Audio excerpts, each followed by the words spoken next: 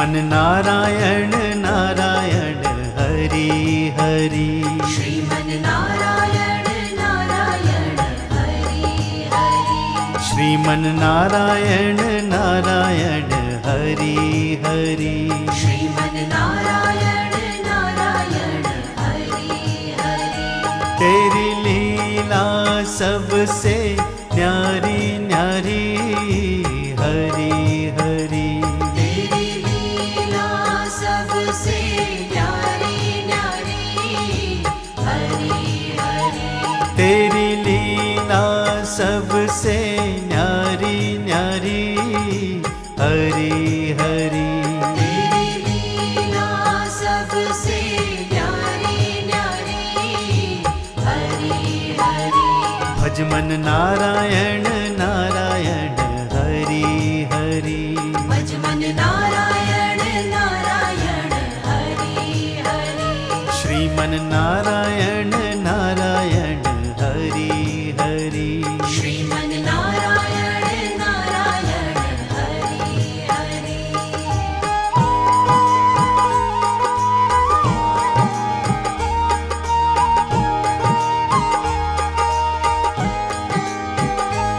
हरि ओम नमो नारायण। ओम नमो नारायण। हरि ओम नमो नारायण।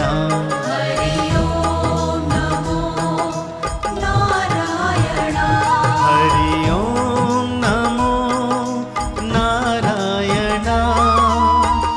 ओम नमो नारायण। हरि ओम नमो नारायण। हरि ओम नमो नारायण।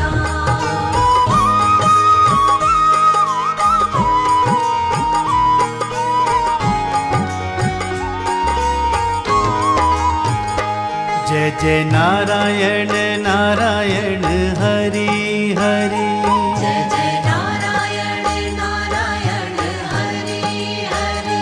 लक्ष्मी नारायण नारायण हरि हरि। लक्ष्मी नारायण नारायण हरि हरि। बोलो नारायण नारायण हरि हरि। बोलो नारायण नारायण हरि हरि। भजो नारायण नारायण हरि हरि। भजो नारायण नारायण हरि हरि। श्रीमन नारायण नारायण हरि हरि। श्रीमन नारायण नारायण हरि हरि। तेरी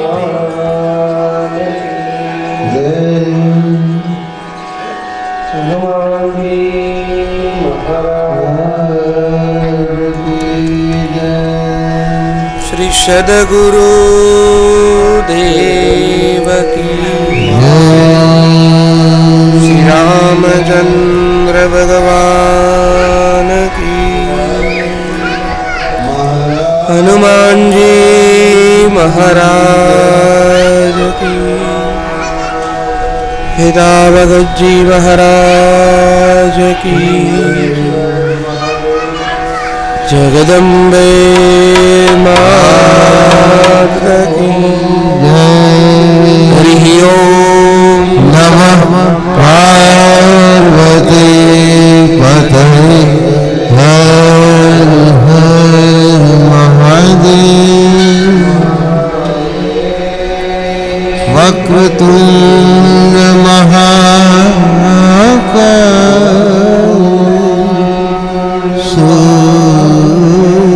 सूर्यकोटि समप्रभ निर्विघ्नं कुरु मे देव सर्वकार्येषु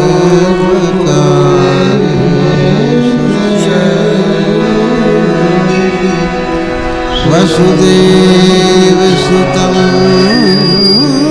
देवं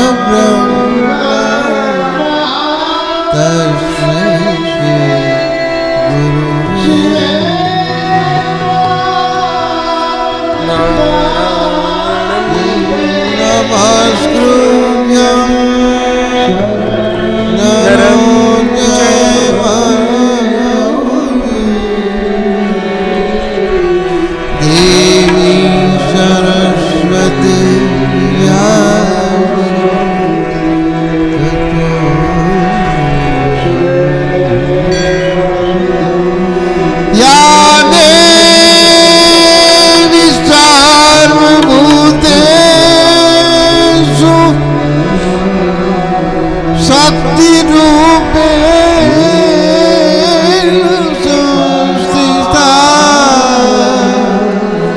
નમસ્તસ્યે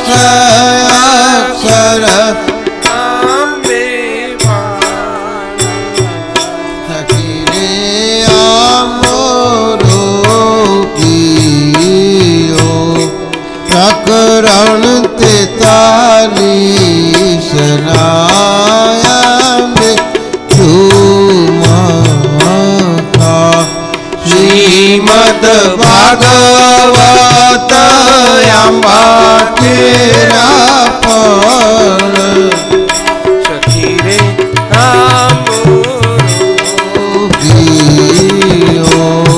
તે પણ સુખ દેવજી ભેડી લઈ ગયા.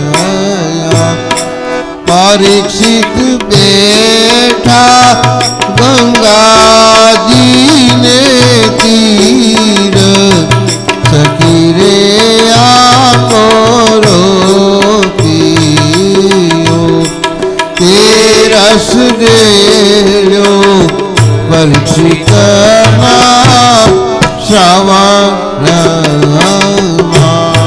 થયો અનુગ્રહનો આધાર સખી રે આમોરો પીયો સ્મરી કલ્પવૃક્ષ થયા દૂધિયો એની 14 ભુવનમાં છે છાયા સખીને આમોરો પીયો 7 દિવસમાં શ્રી કૃષ્ણ પદમળ્યું જય શ્રી પુરુષોત્તમ અભિરામ સખી રે આમોરો પીયો કલિયુગમાં પુષ્ટિ માર્ગમાં પરહર્યો ધન્ય તે નંદ કુળયવતાર સખી રે આમોરો જાઉં શ્રી વલ્લભ કુળને વારણે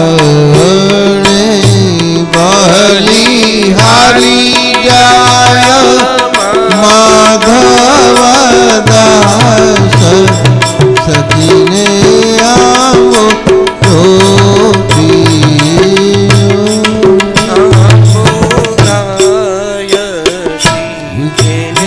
સુણે સાંભરે ચરણ કમલમાં છે વાસ સખીને આમોરો પીયો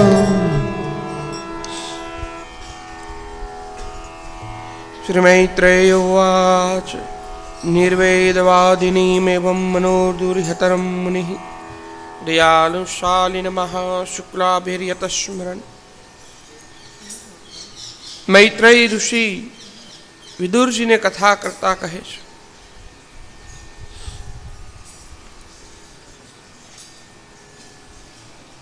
ત્રણ જગ્યાએ એક સાથે કથા શરૂ છે શુતજી રોમહર્ષણ વગેરે શૌનકજી વગેરે ઋષિઓને કથા કરી રહ્યા છે નૈમિષારણ્યમાં અને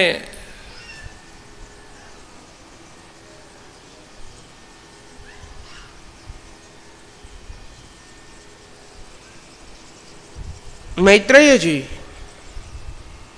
વિદુરજીને કથા કરી રહ્યા છે તથા પરીક્ષિત મહારાજને સુખદેવજી કથા કરી રહ્યા છે નૈમિષારણ્ય નૈમિષારણ્ય એટલે શું ભૌગોલિક દ્રષ્ટિએ જોઈએ તો આ સ્થાન ઉત્તર ભારતની અંદર આવેલું છે જે નૈમિષારણ્યમાં ગયા હોય તેને ખબર હશે બહુ મોટી જગ્યા છે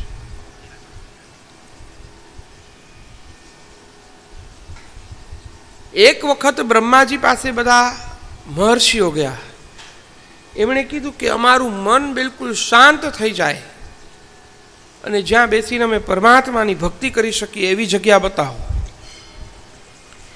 એટલે બ્રહ્માજીએ પોતાનું મનોમય ચક્ર ઉત્પન્ન કરીને કીધું કે આ ચક્ર જે જગ્યા ઉપર પૃથ્વી ઉપર ઊભું રહી જાય એ વિશ્વની સૌથી શાંત જગ્યા ત્યાં તમારું મન એક પલ માટે પણ ચલિત નહીં થાય એ મનોમય ચક્ર ફરતું ફરતું આજનું જે આ નૈમિષારણ્ય છે ત્યાં આવ્યું.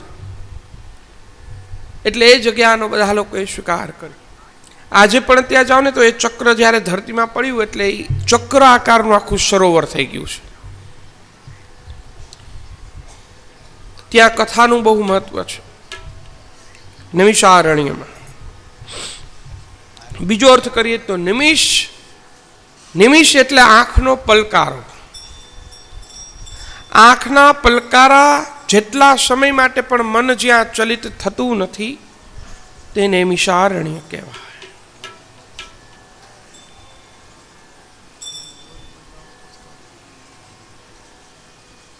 મૈત્રેયજી વિદુરજીને કથા કરતા કહે છે કે દેવહૂતિએ પ્રજાપતિ કદર્મના ઉપદેશનું પાલન કરી અને પરમાત્માનું ભજન કર્યું અને એને ત્યાં પરમાત્મા ઉતર્યા છે.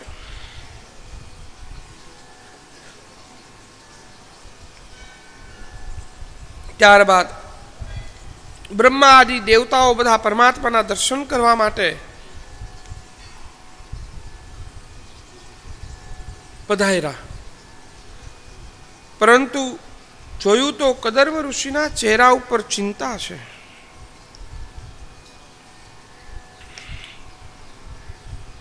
એટલે બ્રહ્માજીએ પૂછ્યું કે તમારે ઘેર તો સાક્ષાત ભગવાન નારાયણ પધાર્યા છે, હવે તમારે આટલી બધી ચિંતા શાની?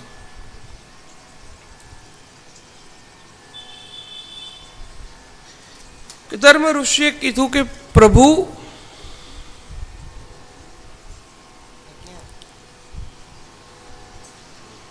નવ પુત્રીઓ છે. આ 9 પુત્રીઓને પ્રણાવી જમાઈ તો શોધવા જોઈએ ને.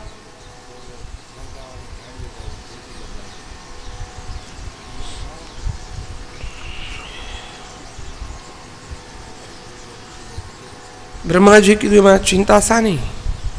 તમારે આંગણે પરમાત્માના દર્શન કરવા માટે 60,000 પુત્રો આવ્યા છે, ઋષિઓ આવ્યા છે મારા.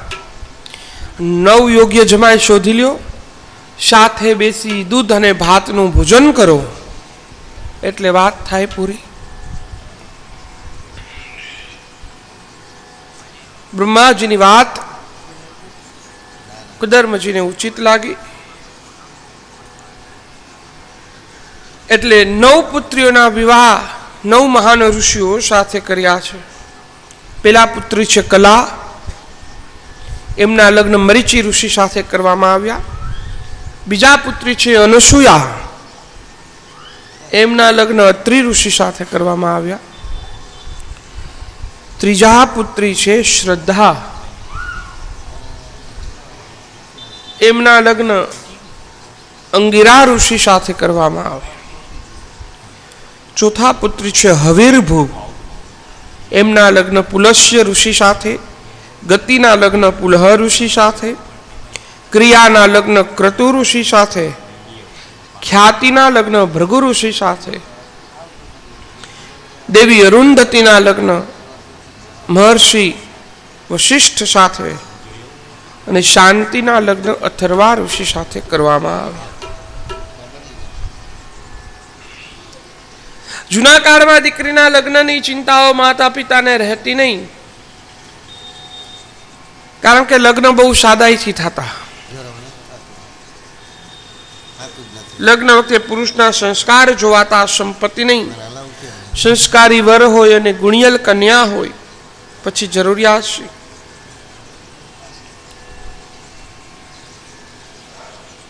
પણ હમણાં વચ્ચે લગ્નમાં સમસ્યાઓ વધી ગઈ છે. મા બાપની ચિંતા કન્યા પક્ષ તરફ વધારે હોય,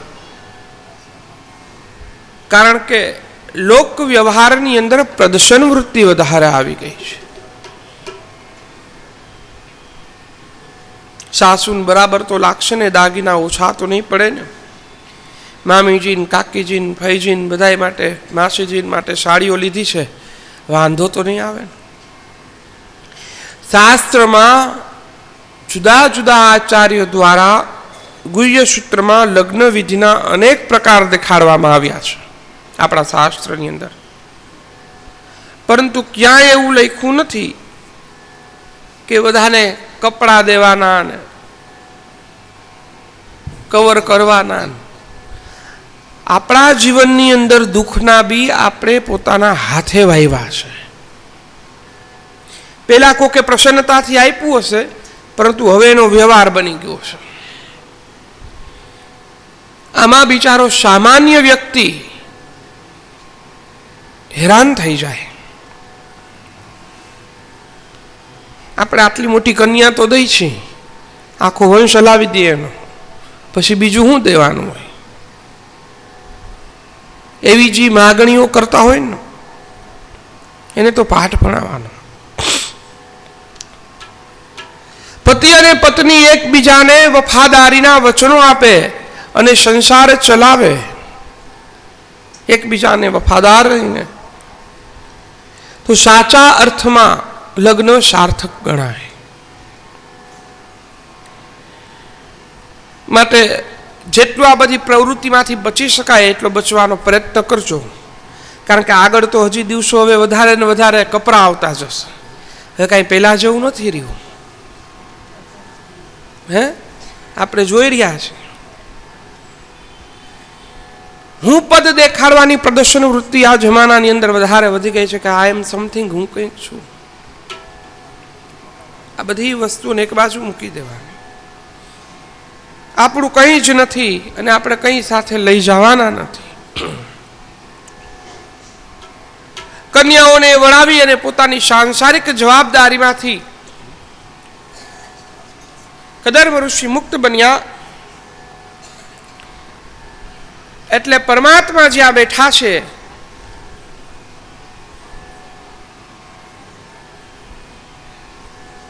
ત્યાં આવ્યા.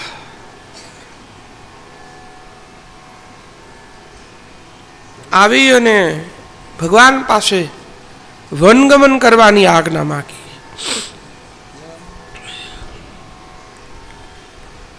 ભગવાનને પ્રાર્થના કરી કે પ્રભુ, આપને પુત્ર રૂપે પામી અને હું ત્રણેય ઋણોમાંથી મુક્ત બન્યો. હવે કોઈ કામના રહી નથી. મારા હૃદયમાં નિત્ય આપનું સ્મરણ રહે અને સંન્યાસી માર્ગનું અનુકરણ કરતો કરતો હું વનમાં જાઉં એવી આજ્ઞા આપું. ભગવાન કપિલે કહ્યું કે હે મુનિ, હું જ્ઞાન અને ઉપદેશનો પ્રચાર કરવા માટે જ જન્મને ધારણ કરીને તમારે ત્યાં અવતર્યો છું. જો તમે ઘરે બેસીને પણ ભક્તિ કરશો તો તમારે માટે મુક્તિ સુલભ જ છે. છતાં તમારો આગ્રહ હોય કે તમારે સંન્યાસ લઈ અને વનમાં જવું છે તો તમે અવશ્ય જઈ શકો છો. મેં તમને આપેલા વચનને સત્ય કરવા માટે જ તમારે ત્યાં અવતારને ધારણ કર્યો છે. જેઓ લિંગ શરીરથી છૂટવા ઈચ્છે છે તેમને માટે સાંખ્ય શાસ્ત્રની રચના કરવા માટે મારો જન્મ થયો છે. આ સાંખ્ય શાસ્ત્રનો માર્ગ ઘણા કાળથી નાશ પામ્યો છે. એને ફરીથી ચાલુ કરવા માટે મેં આ શરીર ધારણ કર્યું છે. હું તમને જવાની રજા આપું છું. તમને જ્યાં જવું હોય ત્યાં આનંદથી જઈ શકો છો. તમે જે કંઈ પણ શુભ કર્મ કરો એ બધા જ કર્મ મને અર્પણ કરી દેજો. મૃત્યુને જીતી લેવા અને મોક્ષની પ્રાપ્તિ માટે મારું સ્તવન કરજો. હૃદયની ગુફામાં સ્વયં જ્યોતિ આત્મ સ્વરૂપ મારું દર્શન પામી તમે મોક્ષ પદને અવશ્ય પામશો. મારી માતાની ચિંતા કરશો નહીં. એને હું અધ્યાત્મનો માર્ગ બતાવી અને ભયથી બચાવી લઈશ. મૈત્રેયજી બોલ્યા કે ભગવાને આટલા વચન કહ્યા એટલે કદર્મ ઋષિ આનંદમાં આવી ગયા અને પરમાત્માની 7 પ્રદક્ષિણા કરી. દેવહૂતિજીની આજ્ઞા લીધી અને વન તરફ પ્રયાણ કરી ગયા. દેહના અભિમાન છોડી દીધા. વનમાં જઈ મમતા, રાગ, દ્વેષ, શીતોષ્ણ આદિ દ્વંદ્વોને તજ્યા છે. મનને શ્રીમાન વાસુદેવ ભગવાન વિશે લીન કર્યું અને સર્વથી ભગવાનની ભક્તિ કરી. રાગ દ્વેષ વિનાનું મન થવાથી ભક્તિ વધી ગઈ અને પરમાત્માની પરમ ગતિને પ્રાપ્ત કરી. શૌનકજીએ પૂછ્યું કે ભગવાન પોતે અજન્મા છે, છતાં મનુષ્યને આત્મજ્ઞાનનો ઉપદેશ આપવા માટે પોતાની માયાથી કપિલ સ્વરૂપને ધારણ કરી અને ઉતર્યા છે. તો ભક્તોની ઈચ્છા અનુસાર તે શરીરો લે છે અને પોતાની માયા વડે જે જે કર્મ કરે છે એ બધા જ મને કહો. શુતજી બોલ્યા કે તમે જેમ આત્મવિદ્યા સંબંધી પ્રશ્ન પૂછો છો એવો જ પ્રશ્ન વિદુરજીએ મૈત્રેયજીને કહ્યો, ત્યારે મૈત્રેયજીએ જે જવાબ આપ્યો એ જ જવાબ હું તમને આપું છું.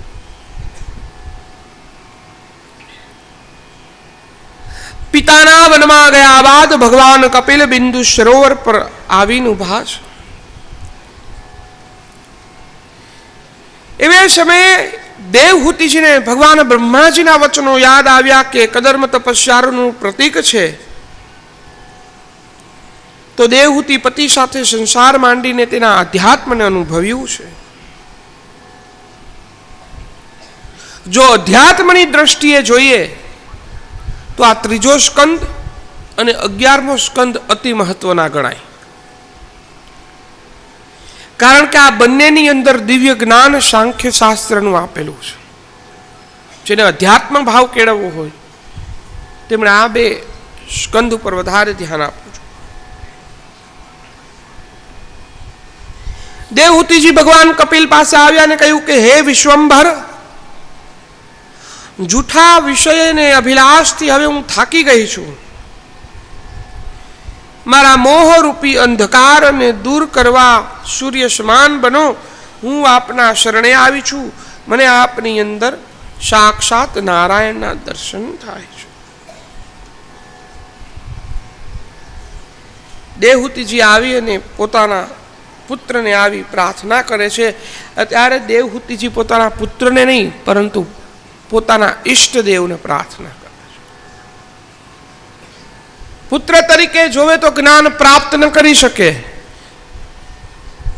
કારણ કે માતાએ ક્યારે પુત્ર પાસેથી જ્ઞાન પ્રાપ્ત ન કરવાનું હોય, પુત્રને જ્ઞાન દેવાનું હોય.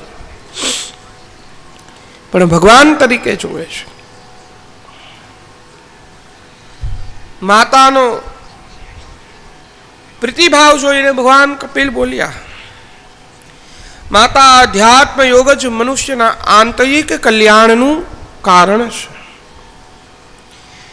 એમાં સુખ તથા દુઃખની નિવૃત્તિ થાય છે. હે માતા, પૂર્વે મેં ઋષિમુનિઓને આ અધ્યાત્મ યોગ કહેલો, આજે હું ફરીથી તમને કહું છું. માં, આ જીવન બંધન તથા મોક્ષ બંનેનું કારણ છે. જો આ જીવન અને મન પરમેશ્વરની અંદર આસક્ત થાય તો એ મોક્ષ અપાવે છે, એના આંતરિક કલ્યાણનું સાધન બને છે. પરંતુ આ જ મન જો સંસારમાં આલિપ્ત બને તો મનુષ્યના દુઃખનું કારણ પણ બને છે.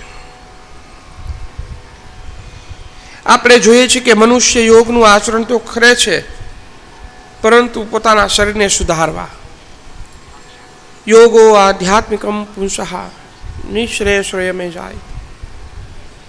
હમણાં બધા યોગના રવાડે બહુ ચડ્યા છે. યોગ કરે, પ્રાણાયામ કરે, પણ પછી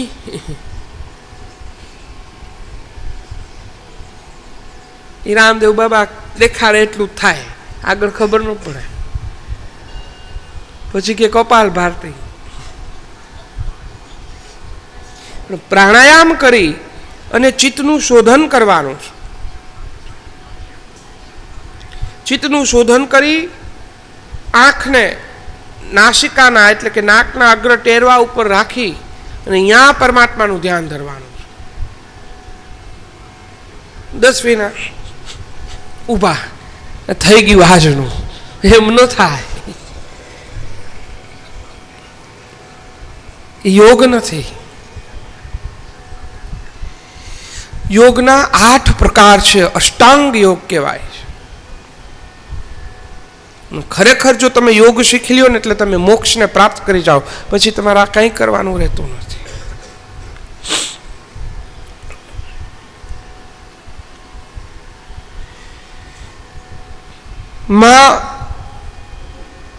મનુષ્ય યોગ તો કરે છે, પરંતુ તે આધિ ભૌતિક યોગ કહેવાય છે.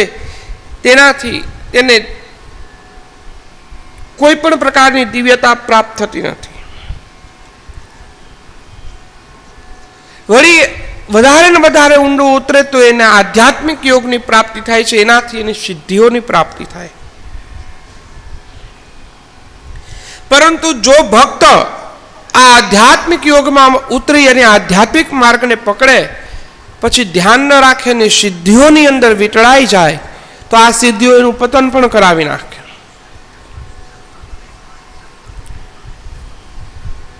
માટે પરમાત્માનો અધ્યાત્મ પ્રસાદ મેળવવા માટે પ્રયત્ન કરવો.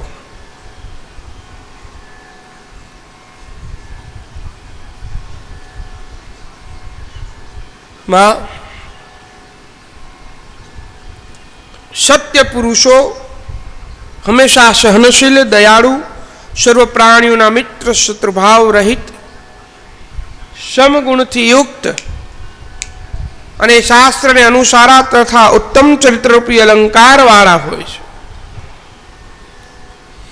જે સત્પુરુષો મારે શિર અનન્ય ભાવથી દ્રઢ ભક્તિ કરે છે, એને માટે મારા સર્વ પવિત્ર સ્વજનો અને બાંધવનો પણ ત્યાગ કરી જે કેવળ મારા ચરણોનો આશ્રય લે છે, મારી જ પવિત્ર કથાઓ સાંભળે છે ને બીજાને કહે છે, અને કેવળ પોતાનું ચિત્ત માત્ર ને માત્ર મારી અંદર લગાડે છે,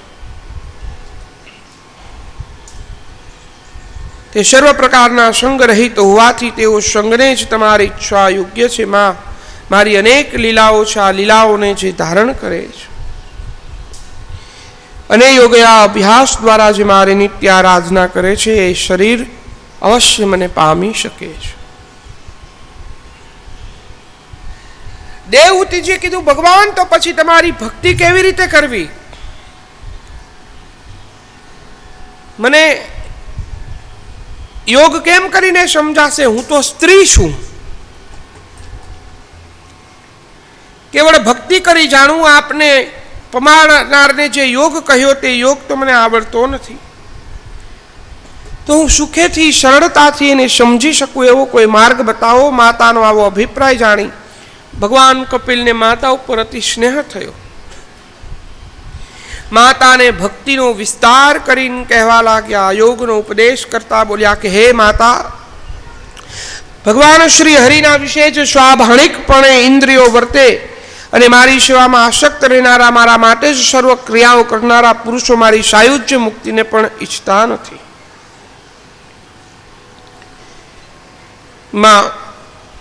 માત્ર તેઓ મારા પરાક્રમની પ્રશંસા કરે છે, મારા ભક્તો મારા સુંદર દિવ્ય સ્વરૂપોની ઝાંખી કરે છે, દર્શન કરે છે, પ્રેમપૂર્વક મારા સ્વરૂપો સાથે વાતચીત કરે છે. તેઓ મુક્તિની ઈચ્છા રાખતા નથી, છતાં પણ હું તેમને વૈકુંઠનું સુખ પ્રાપ્ત કરાવું છું, કારણ કે હું સર્વ પ્રાણીઓનો આત્મા છું. હે માતા, જેઓને આત્મ સ્વરૂપ એવો હું એક જ પ્રિય પુત્ર, મિત્ર રૂપ, ગુરુ રૂપ, સંબંધી રૂપ અને ઈષ્ટદેવ છું, તે મારા ભક્તો વૈકુંઠ લોકમાં કદી ભોગ્ય વૈભવોથી રહિત થતા નથી. મારું શસ્ત્ર કાળ ચક્ર પણ એનો નાશ કરી શકતું નથી. જો સર્વને ત્યજી મને એકલાને અનન્ય ભક્તિથી ભજે છે, તેઓને હું મૃત્યુરૂપા સંસારથી તારું છું. મારા આશ્રય વિના આ સંસારને તરવો બહુ અતિ મુશ્કેલ છે. માતા, મારા ભયથી પવન વાયુ વહે છે, મારા ભયથી સૂર્ય ઉગે છે, અગ્નિ બળે છે અને વરસાદ વરસે છે, તથા મૃત્યુ બધે દોડે છે.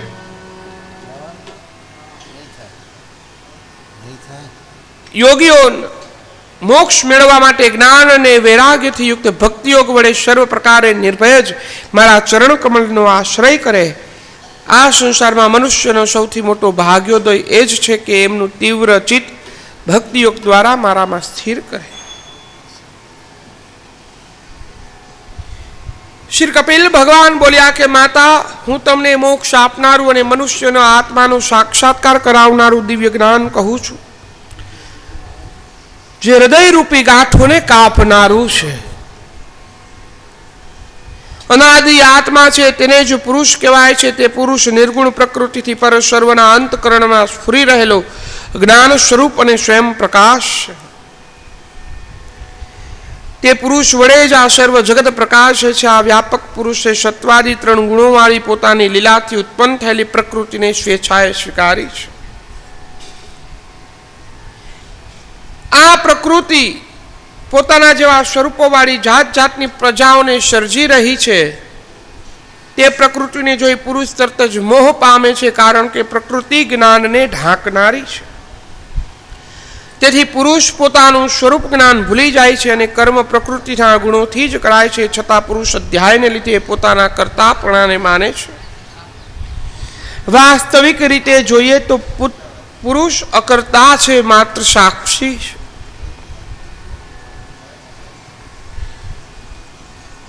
પુરુષ અને પ્રકૃતિ બંને અનાદિ છે, પરંતુ પુરુષ ચેતન છે અને પ્રકૃતિ જડ છે. જડ અને ચેતન ક્યારે આવીને ભેગા થઈ ગયા એ કોઈ કહી શકે નહીં. સંલગ્ન થયેલા પુરુષ અને પ્રકૃતિના ત્રિગુણથી જે આંદોલનો ઊભા થયા તેને વિકાર કહેવાય છે. માં પ્રકૃતિના 2 સ્વરૂપ છે, એક આવરણ શક્તિ અને બીજી વિક્ષેપ શક્તિ. આવરણ શક્તિ એ જીવનની ઉપાધિરૂપ અવિદ્યા છે અને વિક્ષેપ શક્તિ એ પરમેશ્વરની માયા કહેવાય.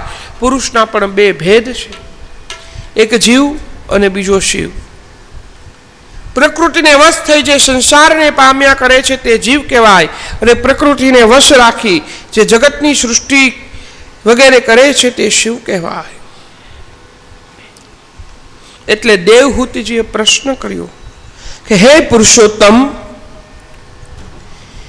પ્રકૃતિ અને પુરુષ આ વિશ્વના કારણ છે. સ્થૂલ તથા સૂક્ષ્મ છે. જે કંઈ કાર્ય દેખાય છે તે પ્રકૃતિ તથા પુરુષ છે. તો પ્રકૃતિ અને પુરુષના લક્ષણ કયા તે મને જણાવો.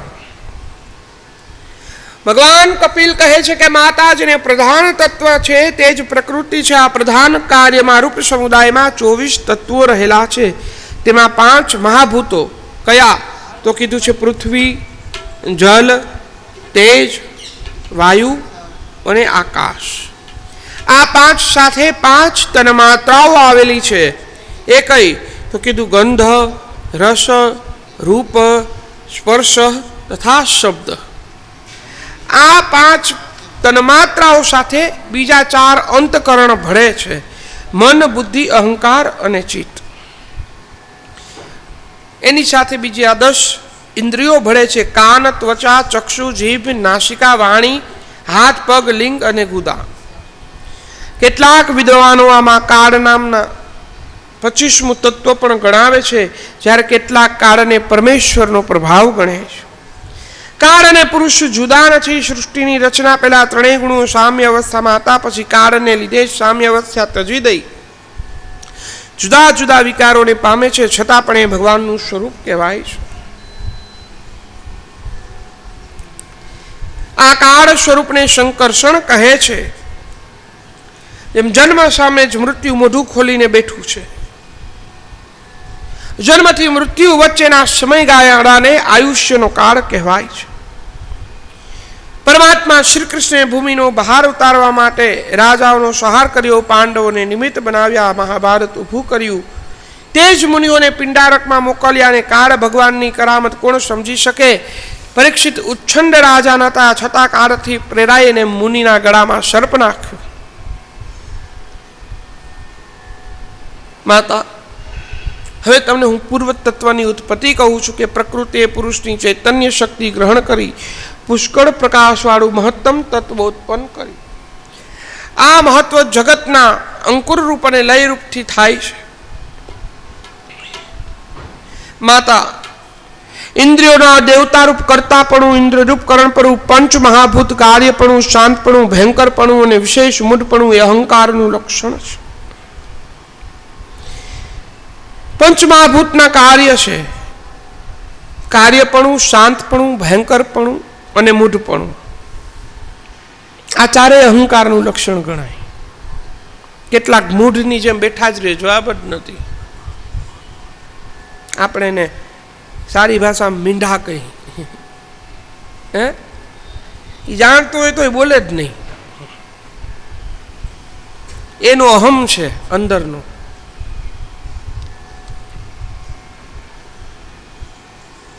એ શું કામ કે એની અંદર રાજસ ગુણનો પ્રભાવ વધારે છે. રાજસ ગુણ આવે એટલે અહંકારની માત્રા વધારે વધે છે. એટલે તેમાંથી બુદ્ધિ ઉત્પન્ન થાય, તેમજ ઇન્દ્રિયો પણ થઈ. તામસ અહંકાર વિકાર પામ્યો એટલે શબ્દો બન્યા અને તેના સ્પર્શથી વાયુ ઉત્પન્ન થયો. એ વાયુ જીવનના કર્મથી પ્રેરાઈને વિકારને પામ્યો એટલે તેનાથી રૂપ તન માત્રાઓ ઊભી થઈ. એ રૂપથી તેજ ઉત્પન્ન થયું. પછી તેજ વિકાર પામ્યું એટલે તેની રસ તન માત્રા ઉત્પન્ન થઈ. રસથી જળ ઉત્પન્ન થયું. પછી જળ વિકાર પામ્યું એટલે ગંધ તન માત્રા ઉત્પન્ન થઈ અને ગંધથી પૃથ્વી ઉત્પન્ન થઈ. વિરાટ પુરુષ ને ધીરે ધીરે દરેક અંગે થયું. તેમાં દરેકે દેવતાઓએ વાસ કર્યો. દેવોએ વિરાટ પુરુષને ઉઠાડવાનો પ્રયત્ન કર્યો, પરંતુ વિરાટ પુરુષ ઉઠતા નથી. વિરાટ પુરુષને ક્ષેત્રજ્ઞ પરમાત્મા જ પોતાના બળ વડે ઉઠાડી શક્યા. માટે પ્રથમ પરમેશ્વરની ભક્તિ કરવી, પછી સર્વ પદાર્થો ઉપર વૈરાગ્ય ઉત્પન્ન થાય.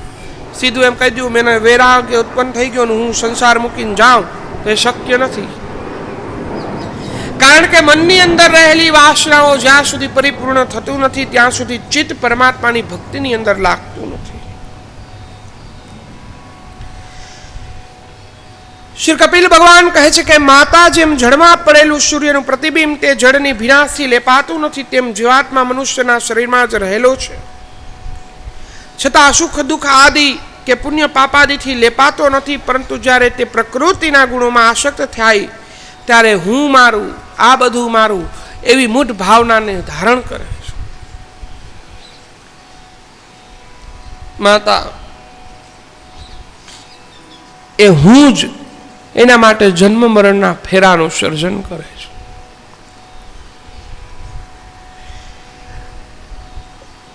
પોતાને દરેક પરિસ્થિતિમાં એ અલગ સમજે છે, પણ જ્યાં શરીરની વાત આવે ત્યારે આ શરીર મારું છે એ ભાવ એને આવે છે. જીવાત્મા ઘરમાં રહેતો હોય મનુષ્ય તો પોતાની જાતને ઘર સમજે છે? નથી સમજ. સતત 8 કલાક 9 કલાક ઘોડા ઉપર બળદ ઉપર કે હાથી ઉપર સવારી કરે તો પોતાને ઘોડો હાથી કે બળદ સમજે છે? નથી સમજતો. પરંતુ જેવું શરીરની વાત આવે એટલે કહી દે કે આ શરીર મારું છે. એ મારું મરાવી નાખે છે. એ અહમ છે. અહીંથી મનુષ્યના અજ્ઞાનનો પ્રારંભ થાય છે.